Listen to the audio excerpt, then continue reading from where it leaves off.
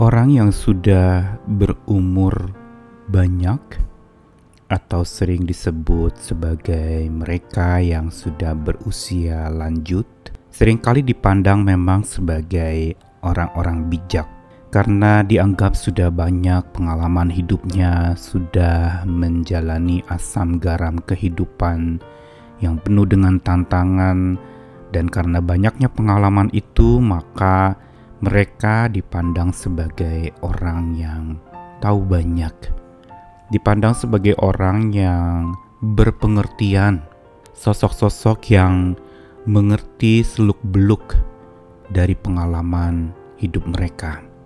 Dan itu dapat dibagikan kepada generasi-generasi selanjutnya. Namun pertanyaannya, apakah usia lanjut yang memberi pengertian? Apakah banyaknya umur seseorang itu yang memberikan pengertian dan makin bijaksana?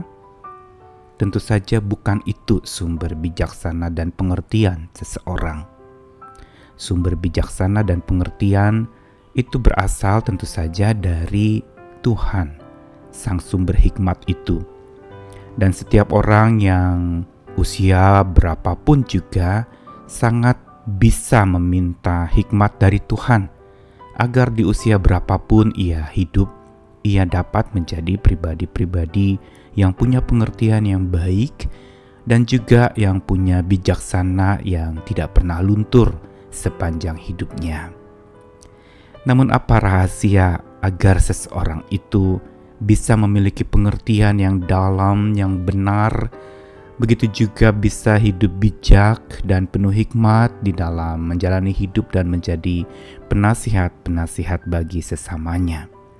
Saya Nikolas Kurniawan menemani di dalam Sabda Tuhan, masih dalam rangkaian topik Roh Allah dan Roh kita. Hari ini saya ingin mengajak kita merenungkan dari Ayub 32 ayat 7-9,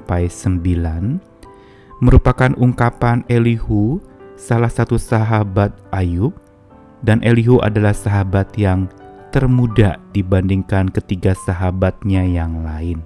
Pikirku, biarlah yang sudah lanjut usianya berbicara dan yang sudah banyak jumlah tahunnya memaparkan hikmat. Tetapi roh yang di dalam manusia dan nafas yang maha kuasa, itulah yang memberi kepadanya pengertian.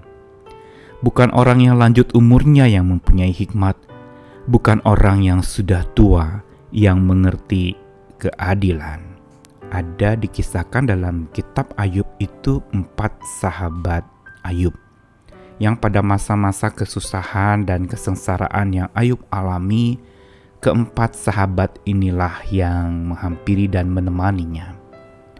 Hanya memang yang terlebih dahulu memberikan wejangan, nasihat, serta penghiburan untuk Ayub itu adalah 3 sahabat yang hampir sebaya dengan Ayub. Dan mereka adalah tokoh-tokoh yang sudah lanjut usia, sudah banyak pengalaman kehidupan mereka. Sehingga ketiga sahabat Ayub ini adalah Elifaz, Bildad, dan Zophar, memberikan berbagai macam masukan-masukan, juga teguran kepada Ayub. Ada yang menyalahkan Ayub, bahkan sebagian besar mereka bertiga itu menuduh Ayub telah berbuat satu dosa dan dia harus bertobat, merendahkan diri di hadapan Tuhan. Karena dosanya lah maka Ayub mengalami penderitaan yang berat. Dan ini terus dialog terjadi antara Ayub dengan ketiga sahabat seniornya itu.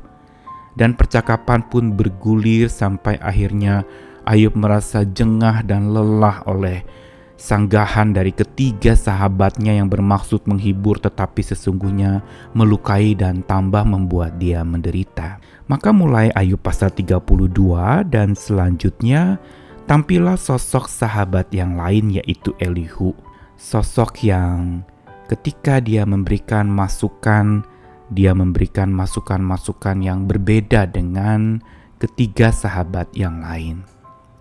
Elihu justru memberikan berbagai macam kata-kata hikmat dan dia mengawali dengan sebuah pernyataan.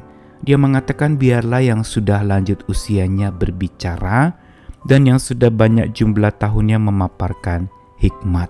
Dengan kata lain bahwa Elihu benar-benar merasa bahwa ketiga sahabat seniornya itu sudah memaparkan segala macam hikmat, wejangan, inspirasi dan kata-kata untuk Ayub.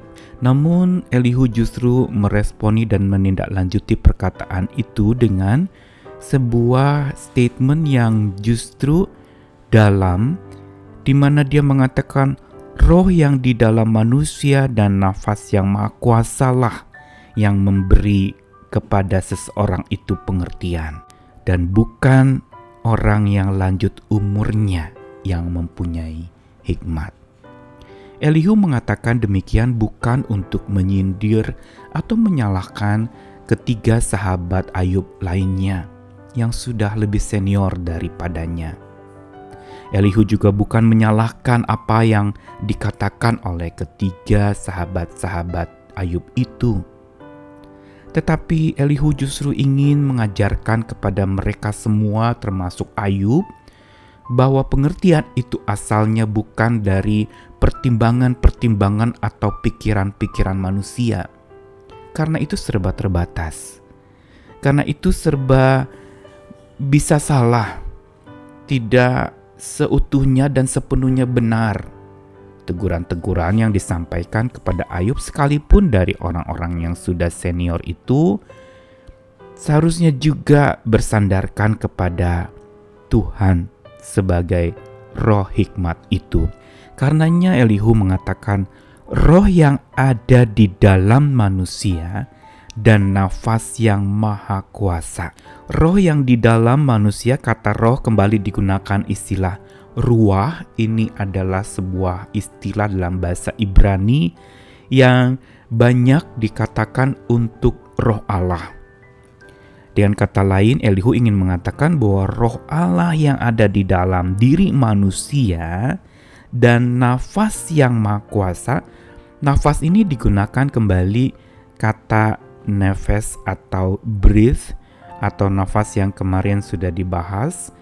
Nasyam yang berasal dari sebuah ungkapan nafas yang pendek milik manusia yang diberikan juga dari Tuhan.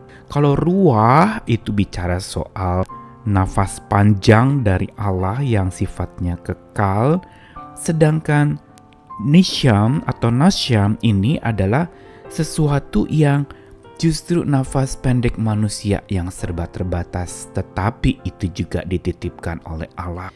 Ini ingin menegaskan antara ruah dan nisyam ini tentang betapa tidak terbatasnya roh Allah dan betapa terbatasnya roh atau nafas hidup manusia. Tetapi itu asalnya dari Tuhan. Tuhan titipkan nafas kehidupan kepada manusia. Dan inilah keduanya yang ketika menyatu, roh Allah yang masuk ke dalam roh manusia, akan muncullah pengertian. Atau sederhananya adalah bahwa ketika seseorang mengikuti akan tuntunan roh Tuhan yang ada di dalam dirinya, dipandu oleh roh Allah itu, mengikuti tutur dari roh yang memimpin itu, dan mau diatur olehnya, maka pengertian dan hikmat bijaksana itu akan bertumbuh di dalam dirinya.